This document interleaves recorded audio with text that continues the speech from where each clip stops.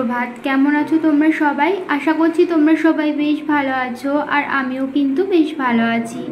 আমার ছোট্ট একটি চ্যানেল শখের পরিবারে তোমাদের সকল বন্ধুকে জানাই অনেক অনেক স্বাগত আর অনেক অনেক ভালোবাসা।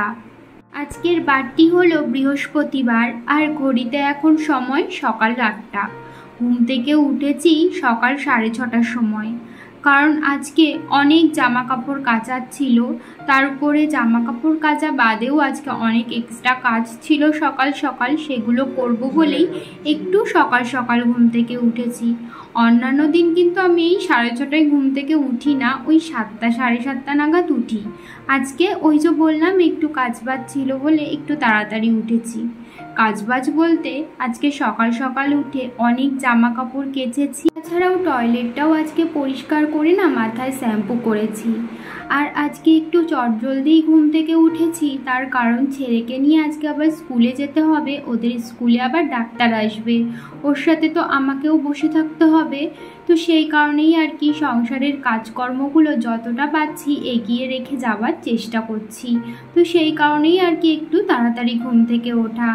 আর আজকের বারটি যেহেতু বৃহস্পতিবার, অন্যান্য দিনের থেকে আজকের দিনে একটু কাজবাজের চাপ বেশি থাকে, যেহেতু পুজোর ঘরে একটু সময় দিতে হয়। যাই হোক, 8টার মধ্যে আজকে আমার স্নান দান হয়ে গেছে। স্নানের পর ওই যে জামা কাপড়গুলো কেচে ধুয়ে দিয়েছিলাম সেগুলোই সমস্তটা মেলে দিলাম। আর এখন ঘড়িতে ওই 8:30 মতো বেজে গেছে, আর আমি চলে এসেছি রান্নাঘরে। রান্নাঘরে এসে সবার প্রথমে বসিয়ে দিয়েছি 2 কাপ চা, আমার আর আমার শাশুড়ি মায়ের জন্য। আমার শাশুড়ি মাও আজকে অনেক সকালে ঘুম থেকে উঠেছেন, যদিও উনি রোজ দিনই সকালবেলায় ঘুম থেকে ওঠেন। উনি এখন ওই যে ঠাকুরের বাসনগুলো মাজছিলেন, আজকে যেহেতু বৃহস্পতিবার তো সেই কারণে আর কি। তো আমি ভাবলাম আমি একটু চা বানিয়ে নিই। আর সকালবেলা আমার শাশুড়ি মা এঁটো বাসনগুলো মেজে রেখেছিলেন, কিন্তু বাসনগুলো না উবুর দেওয়া হয়েছিল না। তো সেই কারণে আমি রান্নাঘরে এসে সমস্ত বাসনগুলো উবুর দিয়ে দিলাম। আর বাসনগুলো গোছাতে গোছাতে এদিকে চায়ের জলটাও একদম টকবক করে ফুটে উঠেছে। তো চায়ে দিয়ে দিলাম চা পাতা। আর আজকে চাটা না বাতাসা দিয়ে করছিলাম, তার কারণ চিনিটা একদমই বাড়ন্ত হয়ে গেছিলো, তো সেই কারণে আর কি। তো চাটা নামিয়ে রেখে এখন বসিয়ে দিচ্ছি ছেলের খাবার। আজকে তো ছেলেকে একটু দেরি করে স্কুলে পাঠাবো, তো সেই কারণে ও যতক্ষণ ঘুমাচ্ছে ঘুমাক, ও ঘুমিয়ে থাকলেই আমার সুবিধা। কারণ ও সকালবেলা যতক্ষণ ঘুমিয়ে থাকে ততক্ষণ আমি চটজলদি কাজগুলো করে নিতে পারি। তো ওর খাবারটা বানিয়ে রাখলাম, কারণ ও যখন উঠবে তাহলে তখনই সাথে সাথে খাবারটা আমি ওকে খাইয়ে দিতে পারবো। ওদিকে ওর খাবার বানিয়ে রেখে তারপর আমিও চাটা খেয়ে নিয়েছি। তারপরে চলে এসেছি পুজোর ঘরে। ওই যে বললাম আজকে বৃহস্পতিবার, আজকে না ঠাকুরের আসনের কাপড়গুলো আমি পাল্টে দিই। প্রত্যেক বৃহস্পতিবার করে ঠাকুরের আসনটা একদম পরিষ্কার পরিচ্ছন্ন করবার চেষ্টা করি। ঠাকুর ঘরে এসে ঠাকুরের কাপড়গুলো না আমি বদলে নিচ্ছিলাম, সমস্ত ঠাকুরগুলো নামিয়ে। তারপর অন্য একটা কাপড় ঠাকুরের আসনে পেতে দেওয়ার পর এক একটা করে ঠাকুর মুছে মুছে ঠাকুরকে জামা পরিয়ে তারপরে ঠাকুরের আসনে যেই ঠাকুরটা যেখানে থাকে সেখানেই কিন্তু আমি রেখে দেবো একদম পরিপাটি করে। আর সত্যি কথা বলতে কি, আমার না এই পুজোর কাজকর্ম করতে খুবই ভালো লাগে। আর বৃহস্পতিবারের এই যে লক্ষ্মী পুজো থাকে প্রত্যেক বৃহস্পতিবার করে, এই প্রতি বৃহস্পতিবারের লক্ষ্মী পুজোটা করতে না আমার খুব ভালো লাগে। যেদিন আমি সময় পাই সেদিন একটু না আলপনাও দিই। এখন বেজে গেছে ওই 9টা মতো, আর ছেলেও ওদিকে ঘুম থেকে উঠে পড়েছে। ভাবছি একেবারে ঠাকুরের আসনের কাপড়গুলো পাল্টে রেখেই ওদিকে ওকে খাওয়াতে যাব। আর ওকে খাওয়াতে খাওয়াতেই না 9:40 মতো বেজে গেছিলো। তো তারপর না আমি আর পুজোর দিকে আসতে পারিনি, কারণ ওই যে 10টার দিকে আবার স্কুলেও যেতে হতো। তো সেই কারণে ঠাকুরের দিকটা অর্ধেক গুছিয়েই না আমি ছেলেকে নিয়ে রেডি হয়ে 10টার মধ্যে স্কুলে চলে গেছিলাম। আর তো বন্ধুরা এখন বাজে ওই 10:45 মতো, আর এখন রেডি হয়ে নিয়েছি, ছেলেকে নিয়ে এখন স্কুলে যাব। অন্যান্য দিন তো 9টার মধ্যে ওকে স্কুলে পাঠিয়ে দিই, কিন্তু আজকে না ওদের স্কুলে ডাক্তার আসবে, তো সেই কারণে আন্টিরা বলেছে 10টার সময় যেতে। তো সেই জন্য আমিও যাচ্ছি সাথে করে, নয়তো ওর পাপার সাথেই পাঠিয়ে দিতাম।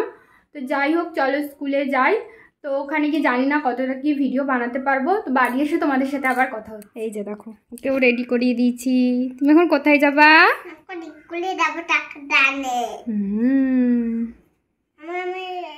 যে দেখো আমরা কিন্তু বেরিয়ে পড়েছি। হাজবেন্ড আমাকে আর ছেলেকে স্কুলে ছেড়ে দিয়ে ও কাজে চলে যাবে, আর আসার সময় আমি আর আমার ছেলে একা একাই হেঁটে হেঁটে চলে আসতে পারবো। আর বাড়িতে না অর্ধেক ঠাকুর গুছিয়ে রেখে এসেছি, আবার স্কুল থেকে বাড়ি গিয়ে পুজোটা দিতে হবে। আর আমার শাশুড়ি মা তো ওদিকে রান্না বান্নার ওদিকটা দেখছেন, তো সেই কারণে না অনেকটাই কিন্তু হেল্প হয়। আমি আর আমার শাশুড়ি মা দুজন মিলে সংসারের কাজ করি বলে অনেকটাই কিন্তু সুবিধা হয়। আর সংসারে থাকতে গেলে কিন্তু সবাইকে মিলেমিশেই থাকতে হয়। ঘড়িতে এখন বেজে গেছে দুপুর 1টা। বাড়িতে এসেছি ওই 11:30 নাগাদ। এসে জামা কাপড় পাল্টে সবার আগে পুজোটা সেরে নিয়েছিলাম। তারপর পুজোটা সারতে সারতে না 12:30 মতো বেজে গেছিলো। তারপর ছেলেকে স্নান করিয়ে খাইয়েও দিয়েছি, আর আমিও না খেয়ে নিয়েছি, কারণ প্রচণ্ড পরিমাণে খিদে পেয়ে গেছিলো। সকাল থেকে চা আর বিস্কুট ছাড়া যেহেতু কিছুই খেয়েছিলাম না, তো সেই কারণেই আর কি। তারপর এখন ঠাকুরের বাসনগুলো নিয়ে নিচে আসলাম। ঠাকুরের বাসনগুলো না এখন মেজে রাখছি, কারণ প্রত্যেক দিন পুজো দেওয়ার পর এইভাবেই ঠাকুরের বাসনগুলো না মেজে রাখি। তার কারণ কি বলতো, ঠাকুরের বাসন রেখে দিলে যেহেতু পিতলের বাসন না, তো বাসনের মধ্যে না কেমন একটা দাগ দাগ হয়ে যায়, তো সেই কারণে সঙ্গে সঙ্গে মেজে রাখলে না আর সেই দাগটা পড়ে না। তো সেই কারণে রোজ দিন পুজো দেওয়ার পর ঠাকুরের বাসনগুলো মেজে রাখি। তো ঠাকুর বাসন মাজা হয়ে গেছে, তারপরে চলে গেছিলাম বাইরে না সকালবেলা একটা বিছানার চাদর আর হাজবেন্ডের একটা গেঞ্জি মেলে দিয়েছিলাম, তো সেটাই নিয়ে আসলাম, কারণ সেটা সম্পূর্ণই শুকিয়ে গেছে। আর এখন ওই যে ঘড়িতে 1:30 মতো বেজে গেছে, ছেলেকে ঘুম পাড়াবো। তো ওকে ঘুম পাড়ানোর আগে না বিছানার চাদরটা পেতে নিচ্ছি। বিছানার চাদরটা যেহেতু সকালবেলা কেচে দিয়েছিলাম, বিছানার চাদর, বালিশের ওয়্যার সমস্ত কিছুই না কালকে রাত্রে আমি তুলে রেখেছিলাম, আর আজকে ভোরবেলা উঠে সমস্ত কিছু কেচে ধুয়ে দিয়েছি। তো সেই কারণে ছেলেকে ঘুম পাড়ানোর আগে ভাবলাম বিছানার চাদর, বালিশের ওয়্যার এগুলো একেবারে ভরে নিই, তারপরেই ওকে ঘুম পাড়াবো। আর ওরও না ঘুম পেয়ে গেছে, ওকে দেখেই বুঝতে পারছি ঘুম পাবে না। উঠেছে সেই কোন সকালে, তার মধ্যে আবার রোদের মধ্যে স্কুলে গেছে, বাড়ি এসছে, তো সেই কারণেই দেখছি একটু না ঝিমাচ্ছিল। তো ভাবলাম এগুলো করেই নিই, কারণ এগুলো যদি এখন রেখে দিই না, তাহলে আজকে আর এই বিছানার চাদরটা মনে হয় না পাতা হবে। তার কারণ সন্ধ্যাবেলায় আবার একটা জায়গায় যাওয়ার কথা আছে, তো সেই কারণেই আর কি ভাবলাম এখনই পেতে নিই। তো এই তো বিছানার চাদর ভালো করে পেতে নিয়েছি, আর বালিশের চাদরও ভরে নিয়েছি। তো তারপরে দুপুরবেলা ছেলেকে ঘুম পাড়িয়ে দিয়েছিলাম, আর আমিও শুয়েছিলাম। যদিও আমি ঘুমাইনি, আমার তো দুপুরবেলা ভিডিও এডিটিংয়ের কাজ থাকে, তো ঘুম পেলেও আর ঘুমাতে পারি না, প্রচণ্ড ঘুম পাই। অর্ধেক সময় ভিডিও এডিট করতে করতে ঘুমিয়েও পড়ি, তারপরে আবার একটুখানি 5-10 মিনিট ঘুমিয়ে উঠে আবার বাদবাকি ভিডিওটা এডিটিং করতে হয়। এখন ঘড়িতে ওই 4:30 মতো বেজে গেছে। এই সবেমাত্র ভিডিও এডিটিং কমপ্লিট করলাম, কমপ্লিট করে এখন বিকালের কাজকর্ম করতে লেগেছি। বাইরে যেই সকালে জামা কাপড়গুলো মেলে দিয়েছিলাম সেগুলো এখন সমস্তটাই শুকিয়ে গেছে। দুপুরবেলায় না শুকিয়ে যেত, কিন্তু আজকে সকাল থেকে একদম রোদের কোনো তেজই ছিল না, একদম ঝিমানো ছিল। রোদটা উঠেছে এই 2টোর পরের দিয়ে, মানে দুপুরের পর থেকে রোদ বেরিয়েছে। তো সেই কারণেই আর কি এখন বিকালের টাইমটাই দেখলাম সমস্তটাই শুকিয়ে গেছে, তাই তুলে নিলাম। জামা কাপড় তুলে ঘরে রেখে দিয়েছি, তারপর ঘরটা ঝাড় দিয়ে সামনে যে উঠানটা আছে উঠানটাও এখন ভালো করে ঝাড় দিয়ে নিচ্ছি। হাজব্যান্ডকে জিজ্ঞেস করলাম যে কখন যাবে, ও বলল যে 7টা 7:30 নাগাদ যাবে। তো আমার এদিকে সুবিধাই হলো কি হাতের কাজগুলো সমস্ত কিছু করে রেখে তারপরেই যেতে পারবো। যাবো একটু দোকানে। আগের দিন না একটা কুর্তি কিনে এনেছিলাম আর একটা প্লাজো, তো দুটোই না সাইজে আমার প্রচণ্ডই বড় হয়ে যাচ্ছে। প্লাজো তো একদমই বড় হয়ে গেছে, কুর্তিটা যদিও মেরে পরা যাবে, প্লাজোটা একদমই পরা যাবে না, সেই কারণে ওই দুটোই পাল্টাতে যাব। ঘর দুয়ার ঝাড় দিয়ে চোখ মুখটা একটু ধুয়ে নিলাম। তো তারপরে এই যে দেখো আমরা কিন্তু রেডি হয়ে বেরিয়েও পড়েছি।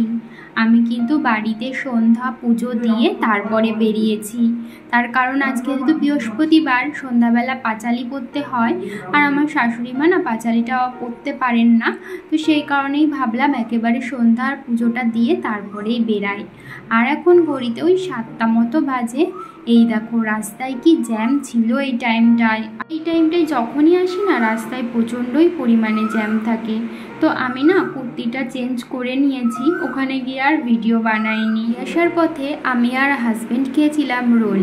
তাহলে চলো বন্ধুরা, আজকের ভিডিওটা এই পর্যন্তই, আবারও দেখা হবে পরবর্তী ভিডিওতে। ভালো থেকো।